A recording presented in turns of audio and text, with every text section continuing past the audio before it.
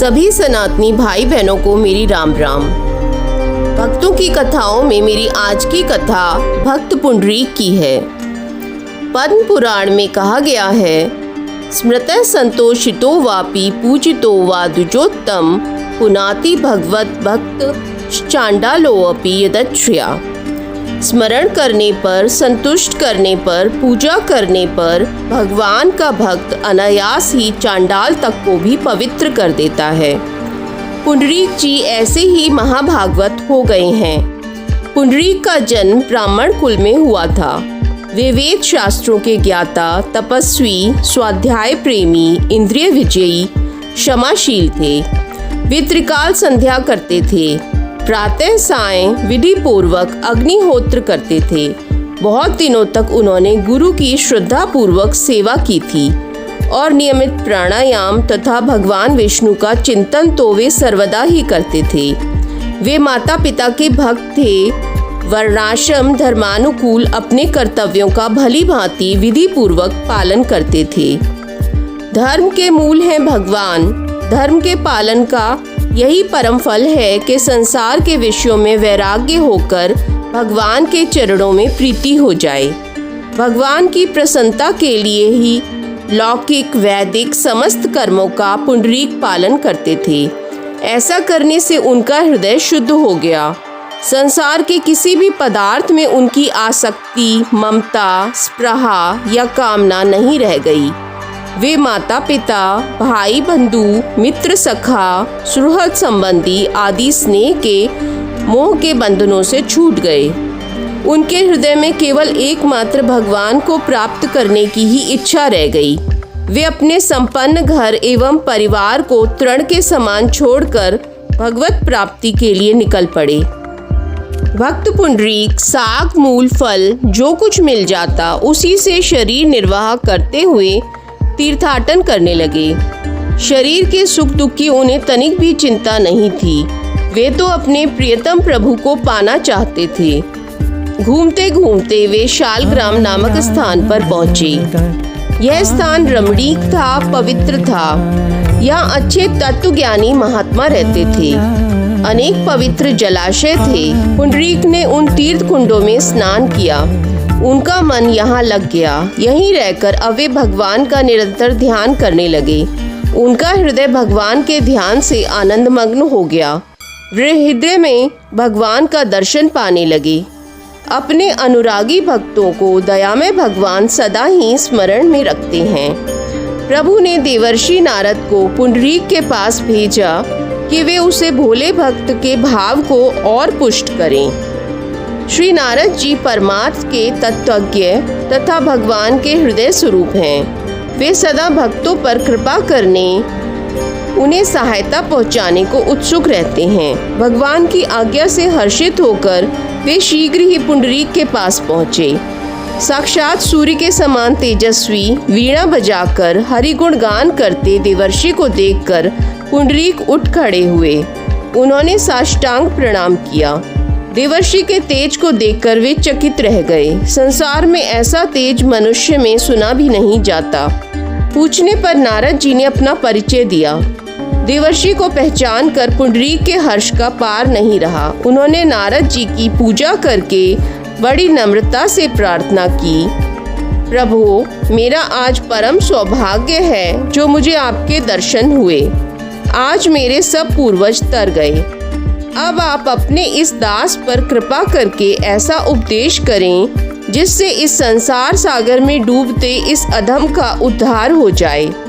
आप तो भगवान के मार्ग पर चलने वालों की एकमात्र गति हैं। आप इस दीन पर दया करें। पुंडरीक की अभिमान रहित सरल वाणी को सुनकर देवर्षि ने कहा, द्विजोत्तम, इस लोक में अनेक प्रकार के मनुष्य हैं और अनेक मत हैं। नाना तर्कों से वे अपने मतों का समर्थन करते हैं। मैं तुमको परमार्थ तत्व बतलाता हूँ। यह तत्व सहज में समझ में नहीं आता। तत्ववेत्ता लोग प्रमाण द्वारा ही इसका निरूपण करते हैं।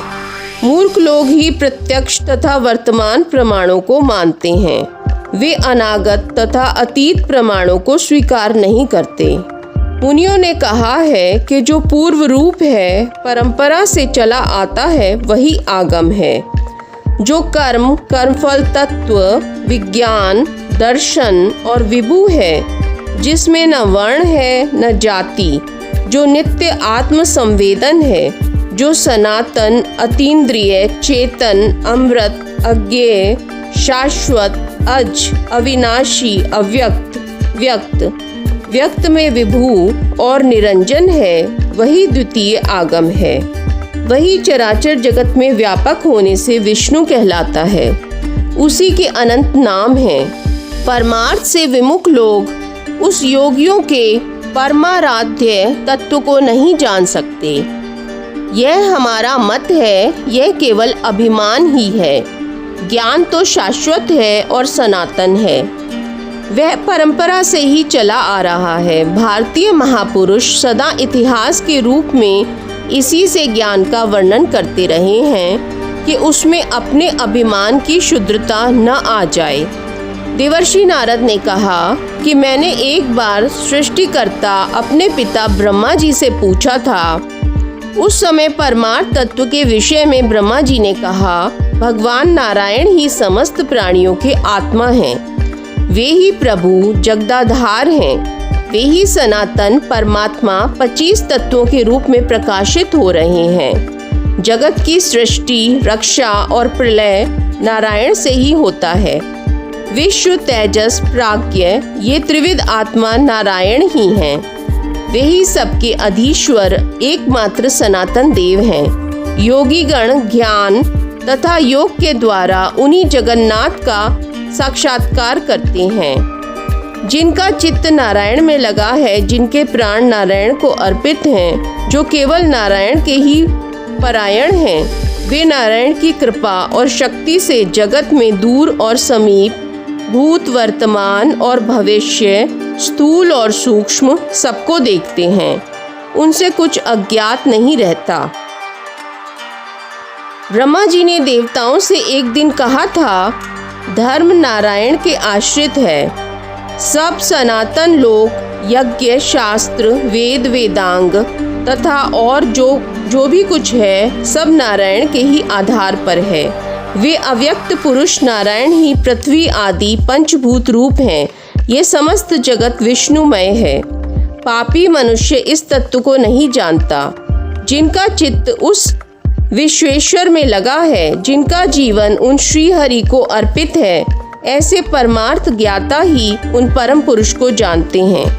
नारायण ही सब भूत रूप हैं। वे ही सब में व्याप्त हैं। वे ही सबका पालन करते हैं। समस्त जगत उन्हीं से उत्पन्न है, उन्हीं में प्रतिष्ठित है। वे ही सबके स्वामी हैं। सृष्टि के लिए वे ही ब्रह्मा, पालन के लिए विष्णु, संहार के लिए रुद्र रूप धारण करते हैं। वे ही लोकपाल हैं। वे परात्पर पुरुष ही सर्वाधार, निष्कल, सकल, अणु और महान हैं। सबको उन्हीं के शरण होना चाहिए। देवर्षि ने कहा, ब्रह्मा जी ने ऐसा कहा था, अतः द्विजश्रेष्ठ, तुम भी उन्हीं श्रीहरि की शरण लो। उन नारायण को छोड़कर भक्तों के अभीष्ट को पूरा करने वाला और कोई नहीं है। वे ही पुरुषोत्तम, सबके माता पिता हैं। वे ही लोकेश, देव, जगतपति हैं। अग्निहोत्र, तप, अध्ययन आदि सभी सत्कर्मों से नित्य निरंतर सावधानी के साथ एकमात्र उन्हें ही संतुष्ट करना चाहिए। तुम उन पुरुषोत्तम की ही शरण लो। उनकी शरण होने पर ना तो बहुत से मंत्रों की आवश्यकता है, न व्रतों का ही प्रयोजन है। एक नारायण मंत्र ओम नमो नारायणाय ही सब मनोरथों को पूर्ण करने वाला है। भगवान की आराधना में किसी बाहरी वेश की आवश्यकता नहीं। कपड़े पहने हो या दिगंबर हो, जटाधारी हो या मूड़ मुड़ाए हुए हो, त्यागी हो या गृहस्थ हो, सभी भगवान की भक्ति कर सकते हैं। चिन्ह वेश धर्म का कारण नहीं है। जो लोग पहले निर्दय, पापी, दुष्टात्मा और कुकर्मरत रहे हैं, वे भी नारायण परायण होने पर परम धाम को प्राप्त हो जाते हैं। भगवान के परम भक्त पाप के कीचड़ में कभी लिप्त नहीं होते। अहिंसा से चित्त को जीतकर वे भगवत भक्त तीनों लोकों को पवित्र करते हैं। प्राचीन काल में अनेक लोग प्रेम से भगवान का भजन करके उन्हें प्राप्त कर चुके हैं। श्री हरि की आराधना से सबको परम गति मिलती है और उसके बिना कोई परम पद नहीं पा सकता। ब्रह्मचारी, गृहस्थ, वानप्रस्थ, सन्यासी कोई भी हो, परम पद तो भगवान के भजन से ही मिलता है। मैं हरि भक्तों का दास हूँ, यह सुबुद्धि सहस्रों जन्मों के अनंतर भगवान की कृपा से ही प्राप्त होती है। ऐसा पुरुष भगवान को प्राप्त कर लेता है। तत्वज्ञ पुरुष इसलिए चित्त को सब ओर से हटाकर नित्य निरंतर अनन्य भाव से उन सनातन परम पुरुष का ही ध्यान करते हैं। देवर्षि यह उपदेश देकर चले गए। पुंडरीक की भगवत भक्ति देवर्षि के उपदेश से और भी दृढ़ हो गई। वे नारायण मंत्र का अखंड जप करते और सदा भगवान के ध्यान में निमग्न रहते। उनकी स्थिति ऐसी हो गई कि उनके हृदय कमल पर भगवान गोविंद सदा प्रत्यक्ष विराजमान रहने लगे। सत्वगुण का पूरा साम्राज्य हो जाने से निद्रा, जो पुरुषार्थ की विरोधनी और तमोरूपा है, सर्वथा नष्ट हो गई। बहुत से महापुरुषों में यह देखा और सुना जाता है कि उनके मन और बुद्धि में भगवान का आविर्भाव हुआ और वे दिव्य भगवत रूप में परिणित हो गए, किंतु किसी का स्थूल शरीर दिव्य हो गया हो यह नहीं सुना जाता। ऐसा तो कदाचित ही होता है। पुंडरीक में यही लोकोत्तर अवस्था प्रकट हुई। उनका निष्पाप देह श्याम वर्ण का हो गया, 4 भुजाएं हो गईं। उन हाथों में शंख, चक्र, गदा, पद्म आ गए। उनका वस्त्र पीतांबर हो गया। एक तेजोमंडल ने उनके शरीर को घेर लिया। पुंडरीक से वे पुंडरीकाक्ष हो गए। वन के सिंह, व्याघ्र आदि क्रूर पशु भी उनके पास अपना परस्पर का सहज वैर भाव भूलकर एकत्र हो गए और प्रसन्नता प्रकट करने लगे। नदी, सरोवर, वन, पर्वत, वृक्ष, लताएं सब पुंडरीक के अनुकूल हो गए। सब उनकी सेवा के लिए फल, पुष्प, निर्मल जल आदि प्रस्तुत रखने लगे। पुंडरीक भक्त वत्सल भगवान की कृपा से उनके अत्यंत प्रिय पात्र हो गए थे। प्रत्येक जीव, प्रत्येक जड़ चेतन उस परम वंदनीय भक्त की सेवा से अपने को कृतार्थ करना चाहता था।